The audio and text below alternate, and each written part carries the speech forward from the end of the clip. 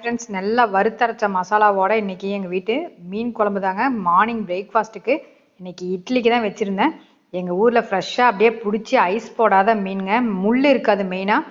இது வந்து நல்லா மசாலா வறுத்தரைச்சி அப்படியே குடம்புளி நிறைய போட்டு பண்ணுறது தாங்க. ரொம்பவுமே சூப்பராக இருக்கும். நம்ம நார்மல் புளியை போட்டு வைக்கிறத விட இந்த மாதிரி குடம்புளி போட்டு வைக்கிறப்ப அவ்வளோ ஒரு டேஸ்ட்டாக இருக்கும். இன்னைக்கு எங்கள் வீட்டு பிரேக்ஃபாஸ்ட் ரெசிபி. இந்த வீடியோ பார்க்குறக்கு முன்னாடி எங்கள் பேஜை ஃபாலோ பண்ணாதவங்க ஃபாலோ பண்ணி வச்சுக்கோங்க. அருமையான இந்த மீன் குழம்பு எப்படி மசாலா வறுக்கிறதுன்னு பார்க்கலாங்க. கொஞ்சமாக நான் ஆயில் விட்டு இது வந்து கண்டிப்பாக இந்த மசாலாவுக்கு ஆயில் விடணும்.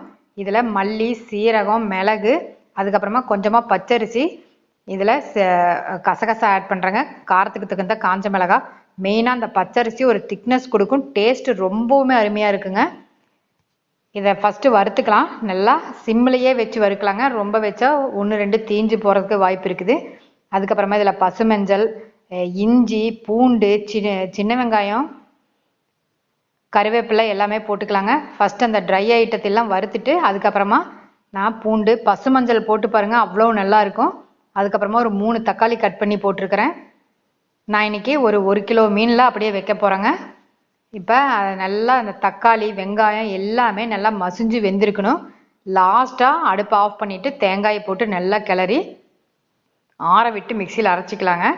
இந்த மசாலா இந்த மாதிரி நீங்கள் வறுத்தரைச்சி ஃப்ரெஷ்ஷாக செய்கிறப்ப ரொம்பவுமே சூப்பராக இருக்கும். இது வந்து சில பேர் மாங்காய் போட்டு வைப்பேன், ஒரு சில டைம் மாங்காய் வந்து போடாமல் வைப்பேங்க. அதனால் குடம்புளி கொஞ்சம் ஜாஸ்தி சேர்த்திக்குவேன். அந்த டேஸ்ட் ரொம்பவுமே சூப்பராக இருக்கும்.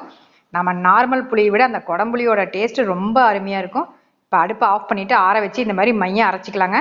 இப்போ கடாயில் நல்லெண்ணெய், கடலெண்ணெய் 2 விட்டுருக்கிறேன். இதில் வெந்தயம், சோம்பு கொஞ்சம் நல்லா பொரியட்டும். பொரிஞ்சதுக்கப்புறமா தான் சின்ன வெங்காயம். மெயினாக இதை செய்யக்கூடியது வந்து இந்த மீன் குழம்புக்கு வந்து டேஸ்ட்டை கொடுக்கக்கூடியது அந்த நல்லெண்ணெய், சின்ன வெங்காயம் தாங்க. அதுக்கப்புறம் மிளகுத்தூள். இப்போ இதில் சின்ன வெங்காயம், பச்சை மிளகாய், காஞ்ச மிளகாய், கருவேப்பிலை ஆட் பண்ணியிருக்கிறேங்க. எடுத்த உடனே ஆயிலில் எப்பயுமே அந்த வெந்தயம் கொஞ்சம் போடணும், அது டேஸ்ட் நல்லாயிருக்கும். மெயினாக மீன் குழம்பு கெடாது, அதுக்காக தான். இப்போ இதில் காரத்துக்கு தகுந்த குழம்பு மிளகாத்தூளும் மஞ்சத்தூளும் ஆட் பண்ணிக்கலாங்க. ஏற்கனவே நான் பசு மஞ்சளையும் அரைச்சிருக்கிறேன், காஞ்ச மிளகாயும் வறுத்து அரைச்சிருக்கிறேன். இருந்தாலுமே நம்மளுக்கு காரம் பத்தாது, டேஸ்ட் ரொம்பவுமே அருமையாக இருக்கும். இப்போ இதெல்லாமே நல்லா வெந்ததுக்கப்புறமா அரைச்ச மசாலாவை விட்டுட்டுங்க. இப்போ கெட்டியாக விட்டுருக்கிறேன், இன்னும் தண்ணி விடலை. அதை அப்படியே எடுத்து மிக்சியிலிருந்து வெங்காயம் வெந்ததுக்கப்புறமா அரைச்ச மசாலாவை உள்ளே போட்டு கொஞ்சம் நேரம் கிளறிட்டு இப்போ வேணுங்கிற அளவு தண்ணி விட்டுக்கலாம். இந்த இது மசாலா வந்து நல்லா அந்த பச்சை வாசனை போக நல்லா கொதித்து வேகணும். இதுக்கு தகுந்த உப்பு ஆட் பண்ணிட்டேன். இப்போ இதில் குடம்புளி ஊற வச்சுருக்கிறேங்க. இப்போ அதையும் அப்படியே கொட்டிக்கிறேன். இது எல்லாமே நல்லா கலந்து நம்ம விட்ட ஆயில் ஃபுல்லாக மேலே வந்துடணும். அந்த டைமில் நல்லா வாஷ் பண்ணி வச்ச மீனை உள்ளே சேர்த்திக்கலாங்க. இது தலை, வால் அதெல்லாம் மெயினாக போடணும். அப்போ தான் அந்த குழம்பு வந்து ஒரிஜினல் நம்மளுக்கு டேஸ்ட்டு கிடைக்குங்க. இப்போ இதெல்லாமே போட்டு ஒரு 10 நிமிஷம் தட்டு போட்டு மூடிடலாம். லாஸ்ட்டாக மிளகுத்தூளும் கருவேப்பிலையும் போட்டு நல்லா ஒரு பக்கமாக நல்லா கிளறி விட்டுட்டு இறக்கி சாப்பிட்டு பாருங்கள், அவ்வளோ ருசியாக இருக்குங்க. இப்போ பாருங்கள், நல்லா அந்த ஒரு 10 நிமிஷம் ஆயிடுச்சு. இப்போ மிளகுத்தூள் தான் நான் தூவிட்டு இருக்கிறேன். லாஸ்ட்டாக எப்பயுமே மீன் குழம்புக்கு மிளகுத்தூள் வந்து லாஸ்ட்டாக தூவணும். அதுக்கப்புறமா கொஞ்சமாக பச்சை கருவேப்பிலையும் அப்படியே தூவிக்கணுங்க. ரொம்பவுமே அட்டகாசமாக இருக்கும்.